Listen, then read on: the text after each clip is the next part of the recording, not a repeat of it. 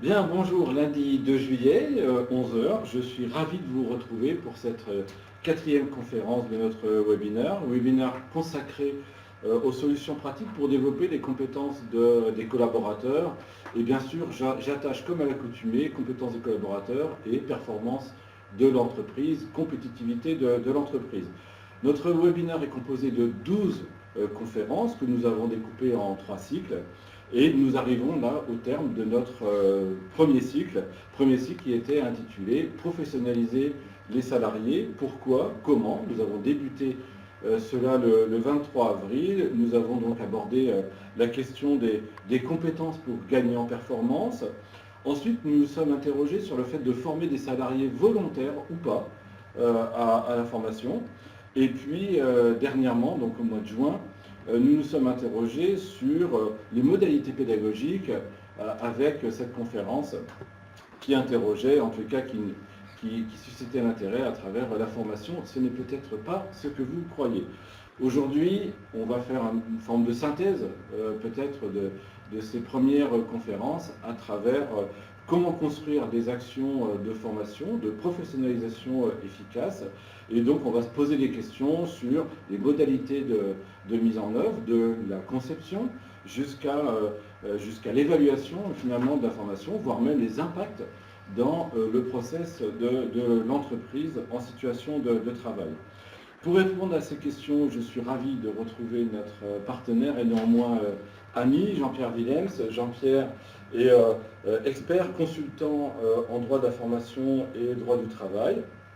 Et puis, comme on l'a fait précédemment, Jean-Pierre, on va t'accorder une trentaine de minutes durant lesquelles tu vas pouvoir dérouler un certain nombre de repères pour nous aider à construire les questions qui vont permettre de rendre les départs en formation efficaces, plus efficaces. Et puis, durant ces 30 minutes, vous avez la possibilité, à travers le chat qui est mis à votre disposition, de poser des questions en direct, de faire des remarques, etc. Alors, bien sûr, pendant l'intervention de Jean-Pierre, on ne va pas y répondre, mais néanmoins, on s'accordera 10-15 minutes à l'issue de ton exposé, Jean-Pierre, pour vérifier si on peut apporter réponse en direct. Et si jamais ce n'était pas le cas, de toute façon, pas le cas parce qu'on n'a pas le temps ou parce que les réponses méritent d'être expertisées, de toute façon, on déposera les réponses à vos questions sur notre site web, en même temps que nous déposerons d'ailleurs la vidéo de cette conférence. Voilà pour le contexte, le cadrage de cette webconférence. Voilà, Jean-Pierre, la parole est à toi, et j'allais dire, et nous sommes tout oui.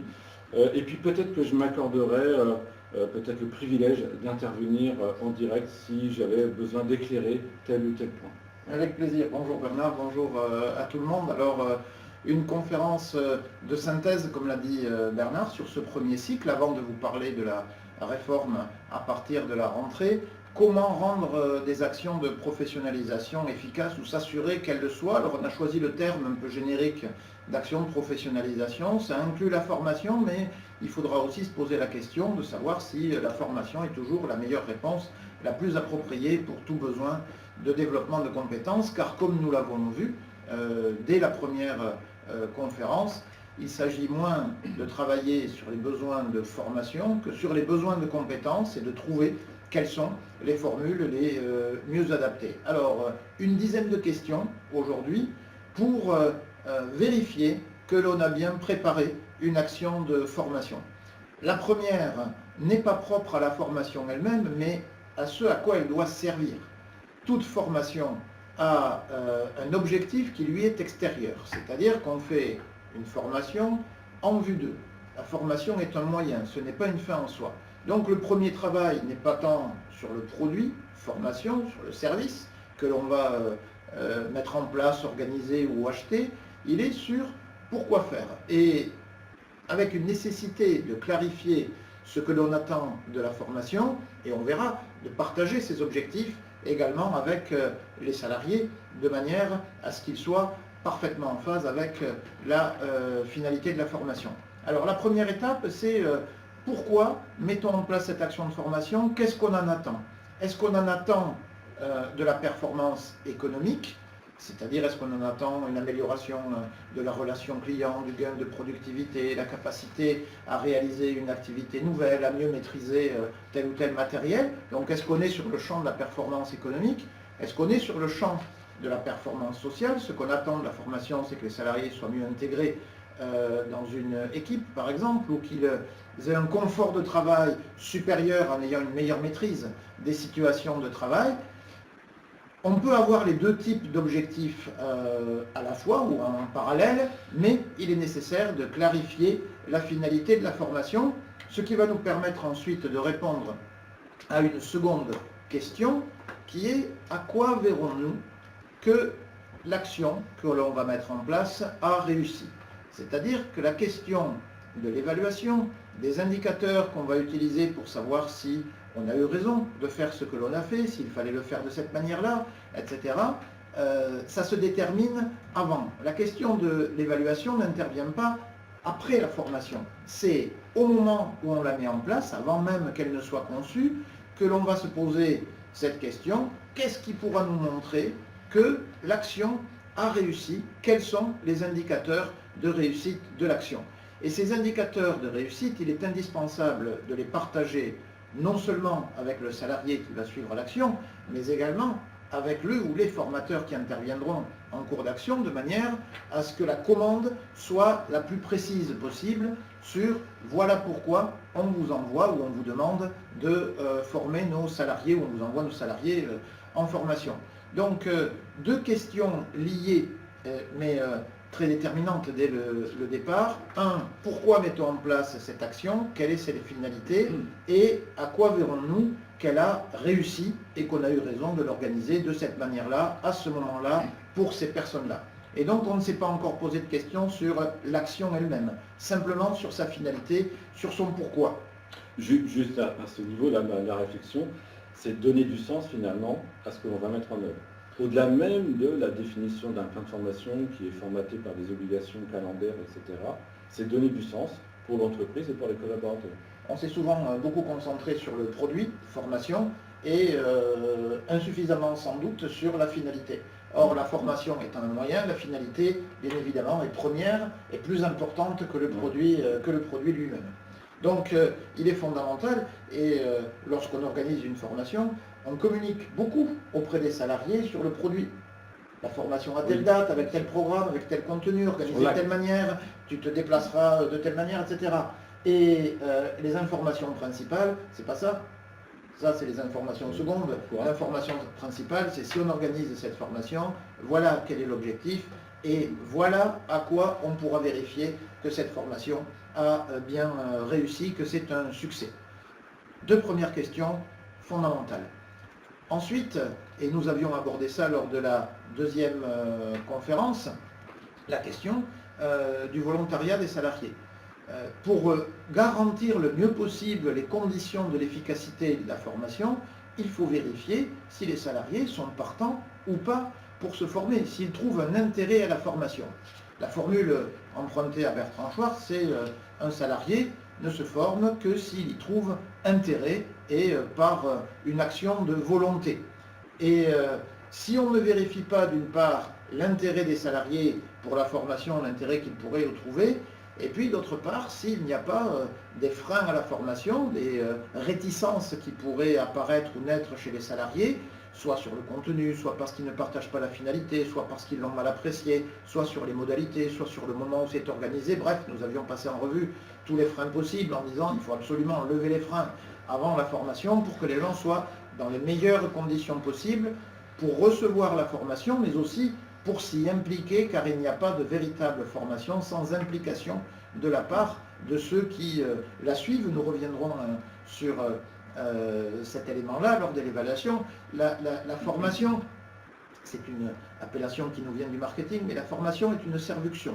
C'est-à-dire que c'est une action où celui qui bénéficie de l'acte participe également à le produire. C'est-à-dire que l'on ne peut pas suivre une formation passivement et se former passivement. Se former suppose un acte d'engagement, un acte de volonté, suppose de faire des efforts. Et donc, si on n'est pas prêt à cela, ou si les conditions sont mal réunies pour qu'on y soit prêt, eh bien on va perdre en efficacité. Donc après avoir déterminé les objectifs, les indicateurs de réussite, la troisième étape, c'est de vérifier si les salariés sont prêts à s'engager, à s'impliquer dans l'action, et si jamais ce n'était pas le cas, de voir de quelle manière on peut essayer de remédier à cette carence, qui est une condition forte de la réussite. Quand on parle de reconnaissance, Jean-Pierre, donc on reconnaît les efforts produits pour finalement participer à une formation, et on va aussi reconnaître finalement les acquis qui pourront être mis en œuvre post-formation. Oui. Mais il y a déjà la reconnaissance de l'effort, hein, du départ en formation, en tout cas de l'engagement dans l'acte pédagogique. Oui, il faut envoyer quelqu'un en formation, c'est déjà le reconnaître. Et c'est souvent vécu comme ça par les salariés. L'entreprise prend du temps, mobilise des moyens, s'occupe de moi en quelque sorte et de mes compétences. Donc il y a une forme de reconnaissance du salarié. Et ensuite, il y a la reconnaissance du travail qu'il fait. C'est vrai qu'on rencontre parfois des gens quand, au lieu d'aller au travail le matin, on dit je vais en formation, etc., en disant oui, bon, aujourd'hui, il ne bosse pas. En réalité, la formation demande bien un investissement, et souvent un investissement au-delà même du temps passé en formation, car ce n'est pas pendant la formation que l'on se forme, c'est après. C'est lorsqu'on va se réapproprier tout le travail qui a été fait en formation, lorsqu'on va le transposer dans son contexte professionnel, lorsqu'on va mettre en œuvre les compétences acquises, et on a souvent, c'est pour ça que je dis qu'il faut dépasser le produit lui-même, on a souvent tendance à arrêter la formation à la fin de la formation. La formation est terminée, c'est fini. Non, c'est là que ça commence, justement. C'est tout l'inverse. C'est au moment où la formation se termine que la véritable formation commence, parce que toute la question est de savoir ce que les gens vont faire des compétences qu'on leur a donné l'occasion d'acquérir ou de développer. Alors, puisqu'on s'intéresse aux salariés et à sa motivation, à son implication, il y a une question, et là on va commencer à rentrer à l'intérieur du contenu de la formation elle-même, de son organisation, c'est quel est le bon format de l'action. Vous êtes habitué dans vos métiers à choisir les bons formats, les bons gabarits, les bons matériels, les bons outils. Bon, pour la formation c'est pareil. Quel est le bon format? Et le meilleur format, c'est celui qui est le mieux adapté à ceux qui vont suivre l'action de formation. C'est-à-dire qu'il n'y a pas une méthode pédagogique universelle qui fonctionnerait avec tout le monde, il n'y a pas un format d'organisation qui soit indépassable par rapport à d'autres. Il y a des méthodes qui sont plus ou moins adaptées aux personnes que l'on envoie en formation. Et j'ai souvent l'habitude de corréler la bonne pédagogie à la manière qu'ont les gens d'apprendre et de constituer eux-mêmes leurs compétences. Quelqu'un qui a un long cursus scolaire, universitaire, qui a été habitué à aller en formation, qui a des réflexes par rapport à ça, on peut gagner du temps sur l'organisation de la formation, il sera de toute façon à l'aise, il sait que l'interactivité est une des conditions d'une formation efficace, il n'hésitera pas à s'approprier les contenus, à intervenir, à challenger le formateur. Quelqu'un qui n'est pas très habitué à aller dans ce format de formation sera peut-être plus réservé, moins participant, plus maladroit dans ses interventions, moins à l'aise avec le format. Si on a des salariés qui sont habitués à apprendre en faisant, eh bien, bouleverser leur habitude en leur demandant d'abord de conceptualiser, de théoriser et après de voir comment on peut le décliner, c'est prendre les choses à l'envers. Il vaut mieux se mettre en situation, il vaut mieux être dans une activité de production et apprendre en faisant, et ensuite éventuellement théoriser, élargir, voir comment on pourrait transposer dans d'autres situations, bref, aller plutôt de l'acte vers la compréhension et la généralisation de ce que l'on fait. Avec quelqu'un qui a été habitué dans tout son enseignement et sa culture à avoir le schéma inverse, c'est-à-dire d'abord j'acquiers le cadre général et après je regarde comment je le fais fonctionner sur des situations diverses, eh bien la méthode peut être inversée. Est-ce qu'il faut une méthode très collaborative pour des gens qui sont habitués à travailler plutôt en équipe, qui ne sont pas sur des activités isolées? Ou alors est-ce que les gens ont besoin de faire eux-mêmes, de rentrer dans l'acte parce que c'est comme ça qu'ils travaillent le plus souvent? Eh bien, la méthode pédagogique doit dépendre et doit être adaptée aux personnes qui vont suivre la formation, à leur profil, à leurs attentes, à leur manière d'expérimenter et de constituer leurs compétences. Il vaut mieux éviter, la formation est déjà une rupture par rapport au travail, il vaut mieux éviter de rajouter une autre rupture en confrontant les gens à des méthodes avec lesquelles ils ne seraient pas familiarisés. Et si vous avez des méthodes très actives, très impliquantes, qui demandent la participation des gens, sans doute vaut-il mieux les prévenir en amont de la manière dont va se dérouler l'action elle-même, c'est-à-dire pas simplement le contenu, voilà de quoi on va parler ou sur quoi on va travailler pendant la formation, mais voilà de quelle manière on va s'y prendre de manière à ce que les gens ne soient pas mis en difficulté. Il n'est pas toujours évident pour tout le monde d'avoir à prendre la parole en public, de participer à un groupe de travail, d'être challengé par les autres. On peut avoir des réactions de nature un petit peu différente. Eh bien, on peut essayer de lever d'éventuels blocages ou angoisses ou anxiété en expliquant de quelle manière la formation va se dérouler et pas simplement son contenu. La phase de est-ce que l'action a été construite sur des pédagogies adaptées aux salariés qui vont les suivre est extrêmement importante en termes de résultats et d'efficacité de l'action, mais aussi de satisfaction des personnes, de bien-être pendant la formation et de bons souvenirs, de bonnes expériences. Et vous savez que quand on a eu une mauvaise expérience en formation, en général, ça en détruit 5 bonnes expériences. On reste sur... Donc il faut faire très attention à ne pas mettre les gens en difficulté et avoir des méthodes qui sont parfaitement adaptées. Alors il faudrait aussi se poser la question à ce stade-là, est-ce que c'est bien d'une formation dont les gens ont besoin? J'ai identifié qu'ils avaient un besoin de compétences. Est-ce que la bonne réponse, c'est une action de formation? Est-ce que c'est le meilleur format? Est-ce que ce n'est pas un accompagnement, un parrainage, un tutorat? Est-ce que ce n'est pas un échange avec des professionnels sur le même champ sur lequel on a besoin de se professionnaliser? Est-ce que ce n'est pas un besoin d'expertise? Est-ce que ce n'est pas un conseil? Est-ce que ce n'est pas d'aller voir ailleurs ce qui se fait dont on a besoin? Est-ce que ce n'est pas d'aller concrètement toucher du doigt les manières différentes de procéder ou de s'améliorer? Bref, n'allez pas trop directement du besoin de compétences au besoin de formation. Posez-vous la question de savoir quel type d'action répondra le mieux et en fonction des personnes que l'on va choisir de former. À l'intérieur de l'action de formation, je vois beaucoup de choix parfois, y compris avec des cahiers des charges, demandes de devis, etc., des organismes de formation. Il faut faire attention à une chose. Il arrive que la personne qui passe commande de la formation discute avec la personne qui, dans l'organisme de formation, vend la formation. Mais c'est aucun des deux qui va se retrouver, au final, en situation de formation. On est en train d'avoir deux personnes qui ne participeront pas à l'acte et qui vont se mettre d'accord sur ce qu'il faut faire, comment il faut faire et ce qui est bien. Mais au final, le consommateur et le producteur, c'est le formateur et c'est le salarié. Et donc, ils ne sont pas, eux, partie prenante à ces discussions de départ.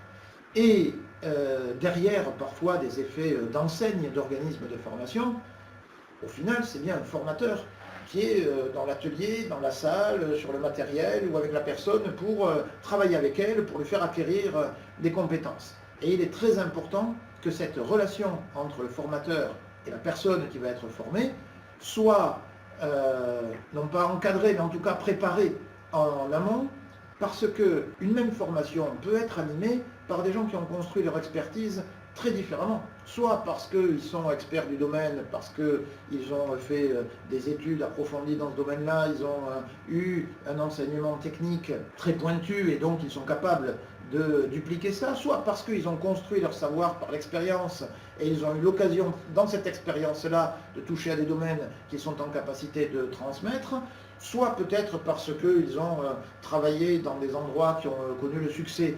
La question c'est, quelle va être la source de légitimité du formateur vis-à-vis des apprenants, vis-à-vis des salariés? Est-ce qu'ils vont reconnaître ce formateur comme pertinent pour travailler avec eux, pour leur apporter un plus, un complément? Est-ce que quelqu'un qui a 20 ans, 30 ans de pratique et qui veut acquérir des techniques supplémentaires, le bon profil, c'est quelqu'un qui est comme lui, qui a une longue expérience, ou bien est-ce que ça peut être quelqu'un qui a une expertise très pointue sur un sujet, ou est-ce que ça peut être quelqu'un avec un profil beaucoup plus différent? Ça ne posera pas de problème. Donc il est important de savoir, au-delà de l'organisme que l'on a choisi, qui va véritablement travailler, le ou les formateurs qui vont travailler avec les salariés, de quelle manière va pouvoir se construire la relation, à quels environnements professionnels vont se référer les formateurs, il faut quand même que ça connecte avec les environnements professionnels dans lesquels évoluent les salariés, qui n'aient pas l'impression d'un décalage entre ce qu'on leur raconte et leur propre situation. On sait bien que chacun a tendance à considérer qu'il est atypique, que son entreprise est particulière, que sa situation de travail est particulière et que lui-même est particulier, ce qui n'est pas faux d'ailleurs. Toutes les situations sont différentes, même si on a des éléments d'encadrement qui peuvent être un peu plus génériques. Donc au-delà du choix de la méthode pédagogique, du type d'action, le choix de la personne du formateur, il faut y consacrer un petit peu de temps. Je suis souvent assez surpris de voir les gens regarder de manière très détaillée pendant longtemps un programme pour savoir si on va bien faire, etc. Alors qu'en fonction du formateur qui va animer le même programme, on aura des prestations extrêmement différentes et diversifiées. Et ce n'est pas toujours très fréquent qu'on se pose la question de mais qui véritablement va animer cette formation. Vous voyez, s'il y avait très peu d'informations à demander sur une formation, le minimum serait quand même le CV du formateur pour savoir d'où il parle, avec quelle référence, avec quelle expérience, et est-ce que tout ça est bien adapté aux personnes qu'on va lui envoyer. J'ai une réflexion, c'est vrai que la crédibilité ou la légitimité du formateur, du dispensateur, elle est historique, et c'est normal. Elle est augmentée, j'allais dire, avec les nouveaux moyens qui peuvent être utilisés en situation directement par les formés. On challenge immédiatement son formateur en vérifiant ce qui est dit, en essayant d'apporter du contrepoids, de la contre-information, etc. Et je l'ai vu dans différentes situations où il y a comment dire, un challenge entre salariés formés et formateurs. Oui, même quand tu as affaire à un expert d'un domaine, tout expert a ses angles morts, et compte tenu du volume de production de l'information aujourd'hui, on est toujours en retard. Et donc, et c'est peut-être ce qui est aussi intéressant, compte tenu des moyens aussi qui existent pour s'auto-former, pour aller découvrir, pour qu'il y ait un peu de curiosité, eh bien quand on est formateur, on peut tomber sur des gens qui ont un coup d'avance dans tel ou tel domaine, qui ont déjà découvert telle ou telle chose, qui ont l'occasion de travailler sur un sujet sur lequel on n'a pas travaillé, etc. Et il faut accepter. Et c'est cette interactivité-là, elle nourrit la formation. Un formateur, il se forme quand il anime une formation.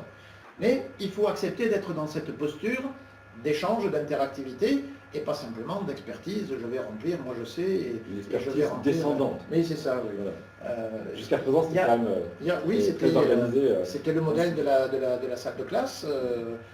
C'est un modèle qui vieillit un petit peu, qui peut avoir son utilité dans certains cas.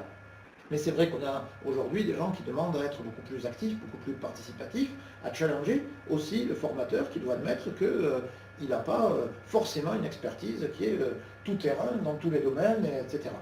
Donc le choix du formateur est très important. Alors, vous ne connaissez pas forcément tous les formateurs, comme je fais sur l'organisme de formation, donc il ne s'agit pas de dire c'est Pierre Paul ou Jacques que ce sera mieux, mais de regarder sur le type de profil si c'est bien adapté aux personnes qui vont aller suivre la formation. Il y a, alors on était là sur des éléments fondamentaux, je passais sur des éléments pas qui soient annexes, ils n'ont peut-être pas la même importance, mais ça peut être des éléments perturbateurs qui peuvent nuire à l'efficacité, puisque c'est l'objectif d'avoir des actions efficaces. Et en termes d'efficacité, il y a un élément qui est fondamental, c'est le calendrier. Alors, le calendrier, il peut être centré sur deux objectifs. Il y a 2 points de vigilance très importants. Le premier, c'est le calendrier que j'appelle organisationnel, c'est-à-dire pour aller en formation et pour y aller avec profit, il faut de la disponibilité. Il faut de la disponibilité d'esprit, on mobilise du temps, il faut être prêt à s'investir sur la formation. Si je suis surchargé par je suis en retard, j'ai une charge de travail que je n'arrive pas à absorber, j'ai des échéances à court terme, etc., c'est les conditions les plus désastreuses pour se rendre à une formation parce qu'on va être totalement parasité par ce qu'on n'aura pas fait, on aura l'impression de perdre son temps, de se mettre en difficulté au retour et de ne pas avoir d'ailleurs le temps de faire un travail un peu réflexif sur la formation, d'appropriation. Donc le calendrier organisationnel peut être un perturbateur qui réduit à zéro les bénéfices d'une formation parce que ce n'était pas le bon moment. Et puis, il y a le calendrier que j'appelle pédagogique. Le calendrier pédagogique, c'est lorsque je vais en formation, j'ai au mieux des promesses de compétences, pas des compétences effectives. Les compétences effectives, c'est dans l'activité. Donc ces promesses de compétences, il va falloir les tenir et les transformer. Or, si je fais la formation de manière décalée par rapport au moment où je pourrais utiliser ces compétences-là, les transposer sur ma situation de travail, me les approprier véritablement, en faire des acquis, eh bien si je laisse passer un temps trop long, je ne ferai plus ce travail-là et la déperdition sera immense. Les travaux les plus récents montrent que en 15 jours, on a perdu 50% des acquis d'une formation. Et le seul moyen de faire de la consolidation, c'est d'avoir un lien très étroit entre la formation suivie et l'activité. C'est ce qui fait d'ailleurs la puissance pédagogique des actions en alternance, où on a des allers-retours permanents entre le temps de formation et le temps d'activité, ou le temps de formation en situation de travail. Et donc ce temps pédagogique, il est extrêmement important. Alors oui, ce n'est pas forcément très facile de concilier les deux. Quel est le bon moment en termes d'organisation et quel est le bon moment par rapport au moment où les compétences vont pouvoir être utilisées, mises en œuvre et donc consolidées et définitivement acquises. Le deuxième point de vigilance après le calendrier, c'est-à-dire c'est quoi la formation juste à temps, au bon moment, ce sont les conditions matérielles d'organisation. Alors elles ne sont pas premières, mais elles comptent. Elles comptent notamment parce que tout salarié n'est pas que salarié, il a une vie personnelle qui a ses contraintes propres, ses rythmes propres, et le suivi d'une formation peut souvent être perturbant sur des organisations et rendre compliqué ou difficile le suivi de la formation.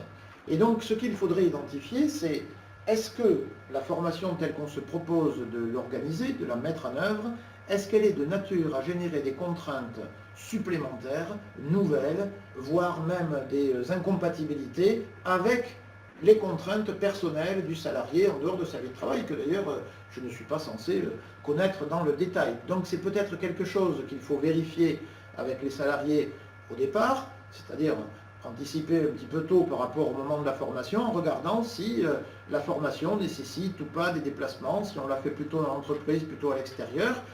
Il peut y avoir des avantages et des inconvénients aux deux. Le déplacement peut créer des contraintes particulières, notamment quand on a des contraintes familiales, mais le fait d'aller à l'extérieur peut contribuer à ce que nous disions tout à l'heure, une forme de reconnaissance aussi, d'attention portée, peut-être aussi un petit temps de rupture par rapport à l'activité qui permet de se régénérer un petit peu par rapport aux activités quotidiennes. Donc ça peut contribuer aussi à l'efficacité, être placé dans un bon cadre de travail contribue bien évidemment également au résultat, favorise aussi le fait de garder un bon souvenir de la formation. Donc les conditions matérielles ne sont pas premières, mais elles contribuent grandement à l'efficacité de ce que l'on met en place.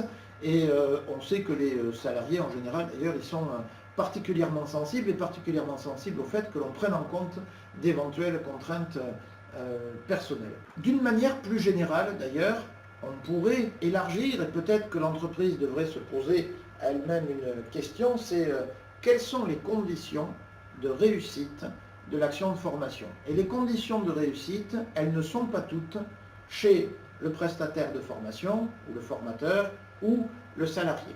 Elles peuvent être aussi dans l'entreprise, à travers plusieurs questions qui seraient est-ce que j'ai préparé en amont suffisamment la formation, est-ce que j'ai communiqué les informations qui conviennent aux salariés pour qu'ils puissent utilement s'investir dans la formation? Est-ce que j'ai donné au formateur ou au prestataire les informations dont il va avoir besoin pour pouvoir travailler efficacement et pour ne pas découvrir le moment donné et perdre du temps qu'il y a des difficultés qu'il faut traiter. Par exemple, et il peut arriver que, même si il vaudrait mieux l'inverse, mais il peut arriver qu'on soit obligé de former des gens qui n'ont pas du tout envie de l'être.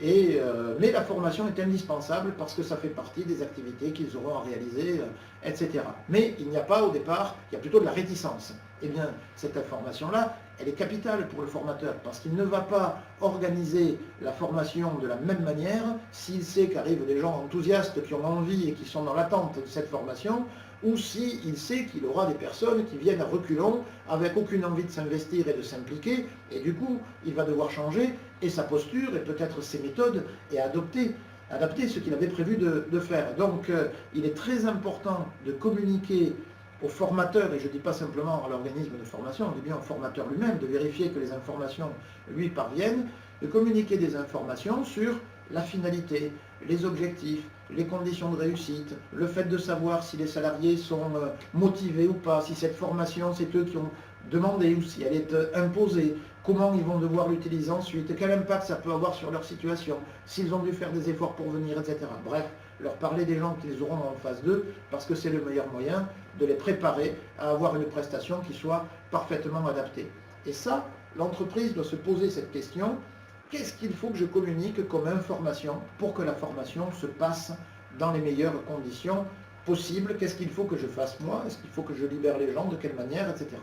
Donc, un petit travail pas de penser contre soi-même, mais de se questionner soi-même sur est-ce que j'ai moi aussi contribué à l'efficacité de la formation dans un processus qualitatif suffisant. Et dans ce cadre-là, mais ce serait le prolongement, quelles sont les exigences impératives qu'a l'entreprise sur la réalisation de la formation? C'est-à-dire, est-ce qu'il y a des éléments qui sont négociables ou qu'on peut laisser à la main du professionnel de la formation, c'est lui qui fixera le cadre le plus adapté, ou est-ce qu'il y a des choses que l'on veut absolument maintenir, conserver, fixer et qui ne sont pas négociables? Par exemple, est-ce que je dis la formation, je la fais, mais c'est avec tel formateur, point final. Je ne veux pas, parce que je sais qu'avec ce formateur-là, on a toutes les garanties d'efficacité et donc je n'accepte pas un changement. Est-ce que la date est impérative? Est-ce que le contenu, on a des exigences sur des choses qu'il faudrait faire particulièrement, sur des méthodes qu'il faudrait utiliser, sur des outils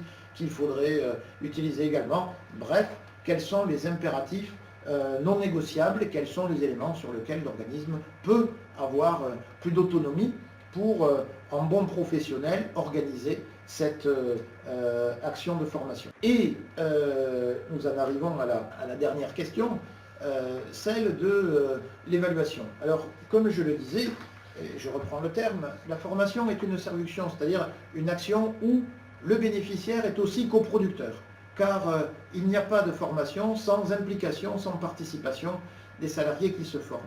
Autrement dit, il faut faire attention, on n'est pas en matière d'évaluation, on n'est pas en train d'évaluer un repas gastronomique, c'est-à-dire qu'on n'est pas en train de dire aux gens, on vous a servi des beaux plats, etc. Dites-nous ce que vous en pensez, notez le repas qu'on vous a servi. On est dans une action où l'individu, le comportement qu'il a eu lors de la formation a conditionné en partie le résultat. Ce qui veut dire que si je veux faire une évaluation un peu sérieuse de la formation, il faut que j'évalue aussi le comportement de la personne. On ne peut pas être dans une évaluation, j'allais dire, passive. J'ai attendu qu'on me livre la meilleure formation du monde et puis je vois si je prends ou si je ne prends pas, suivant mon humeur du moment, etc. C'est qu'est-ce que j'ai fait moi pour que les choses se passent correctement. Et cette dimension-là qu'il faut évaluer, parce que sinon on ne fait pas une évaluation sérieuse, il faut aussi qu'elle soit connue du salarié en amont. C'est-à-dire qu'on lui dise, tu vas aller participer à une formation, tu évalueras l'action, mais tu évalueras aussi ton comportement dans cette action parce que ça conditionne la bonne réalisation de l'action. Et donc, plutôt que, si vous voulez, passer beaucoup de temps sur des tas de critères concernant l'action de formation, etc., je pense qu'il vaut mieux avoir une évaluation où on essaierait et de demander au formateur comment il évalue le travail qu'il a lui-même produit et comment il évalue le travail qui a été fourni par les participants, et du point de vue du participant, comment il évalue la manière dont le formateur a travaillé avec lui et la manière dont lui-même s'est impliqué pour que la formation réussisse. Et c'est souvent beaucoup plus intéressant d'avoir des évaluations croisées sur la manière dont le formateur a vécu son travail et celui des participants et la manière dont les participants eux-mêmes ont vécu les mêmes situations. Et quand on croise ces appréciations, on a en général une assez bonne appréhension de la manière dont les choses se sont réalisées. Et cette évaluation-là, elle sert évidemment de base pour ensuite gagner en efficacité sur les actions prochaines et pour avoir une logique d'amélioration parce qu'on aura été voir quelles étaient les conditions qui ont bien fonctionné. On dit parfois on apprend de ses échecs. Moi je pense qu'on apprend et de ses succès et de ses échecs et que toute expérience est source potentielle d'apprentissage.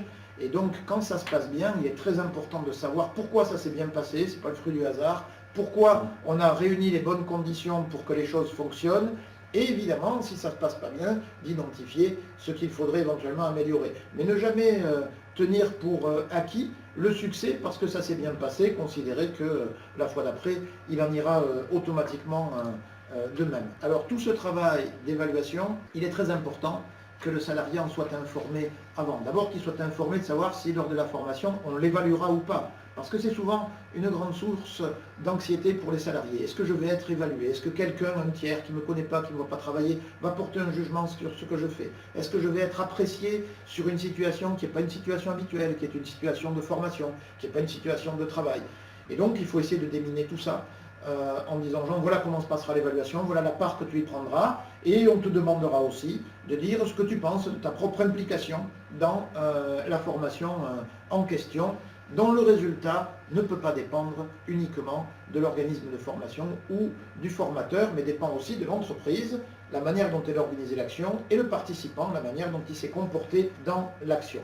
Alors au final, nous venons de passer en revue 10 questions, qui sont sans doute les 10 questions clés. Si vous arrivez à répondre à ces 10 questions-là, vous devriez essayer, parce que nous travaillons avec de l'humain, donc nous n'avons jamais des faits totalement mécaniques, mais on essaie de réunir les meilleures conditions pour que les choses se passent. On fait une approche un peu statistique. J'essaie de faire que toutes les conditions pour que les choses se passent bien soient réunies, et ensuite, c'est la vie qui fait le reste.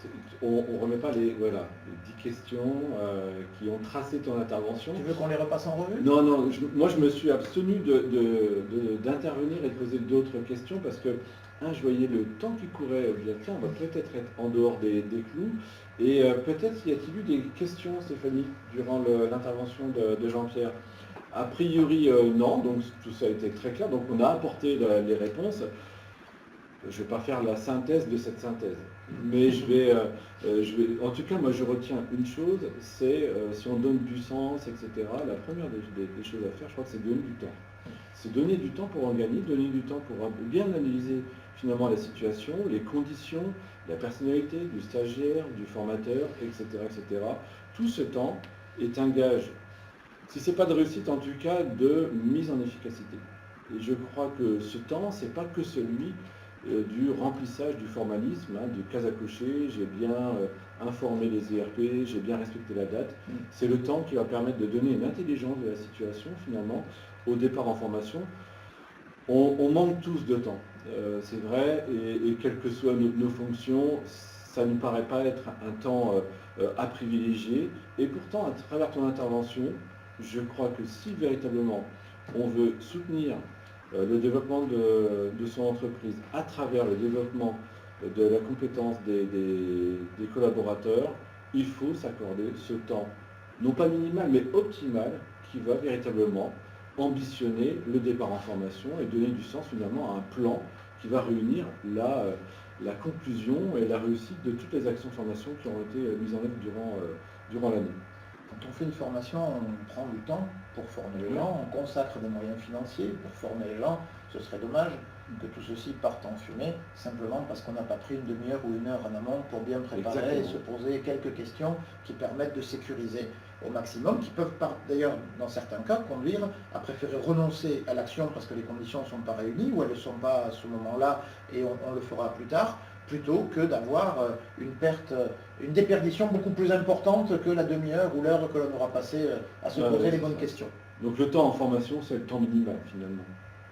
Oui, je dis la formation, elle commence après, mais en fait elle commence avant l'action, il y a l'action et elle se poursuit après. Il ne faut pas la ramener au temps théâtral de la formation elle-même. Exactement.